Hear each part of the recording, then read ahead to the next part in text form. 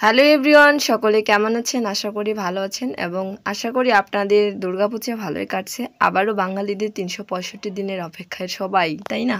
পূজা শুরু হওয়ার আগের অপেক্ষার দিনগুলোই অনেক বেশি ছিল। ভাবছিলাম যে কবে কবে, আর মাত্র ৮০ দিন, আর মাত্র ১০ দিন, আর মাত্র ১২ দিন, ৭ দিন, ৫ দিন, এভাবে ভাবতে ভাবতে পূজা চলে এলো এবং আবার নিমিষেই পূজা শেষ হয়ে গেল। এটাই দুঃখজনক যে হচ্ছে আসতে বেশি দেরি লাগে কিন্তু চলে যাইতে বেশি দেরি লাগে না। দশমীর দিনে যে কতটা কষ্ট লাগে সেটা বলে বোঝাইতে পারবো না। বেঁচে থাকলে পরের বছর আবার হবে, তাই তো। পুষ্পাঞ্জলি দেওয়ার পর মা বোনদের সিঁদুর খেলায় রাঙিয়ে তুলেছে সবাই সবাইকে। দেখতে বেশ ভালোই লাগে। দশমীর দিনে যতটা খারাপ লাগে, তবে সিঁদুর খেলাটা দেখতে আমার ভীষণই ভালো লাগে। এই দশমীর দিনে খারাপ লাগার সাথে সিঁদুর খেলাটা ভীষণ ভালো লাগে। সিঁদুর খেলাটা দশমীর কষ্টটাকে একটু হলেও নিবারণ করে। তবে যাই হোক, কষ্ট পেয়ে কি হবে, তাই তো। পরের বছর তো বেঁচে থাকলে আবার হবে।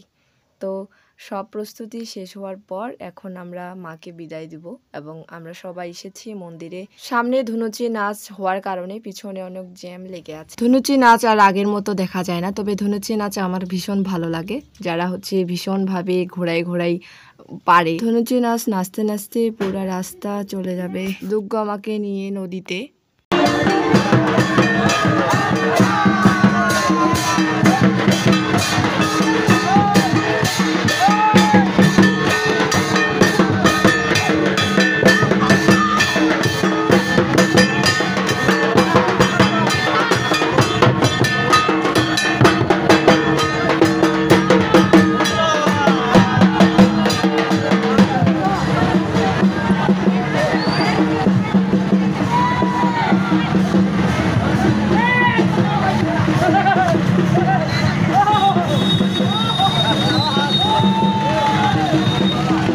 প্রথমত বলা হয়নি, আজকে হচ্ছে পাশাঙ্কুশা একাদশী। সবাইকে জানাই পাশাঙ্কুশা একাদশীর শুভেচ্ছা।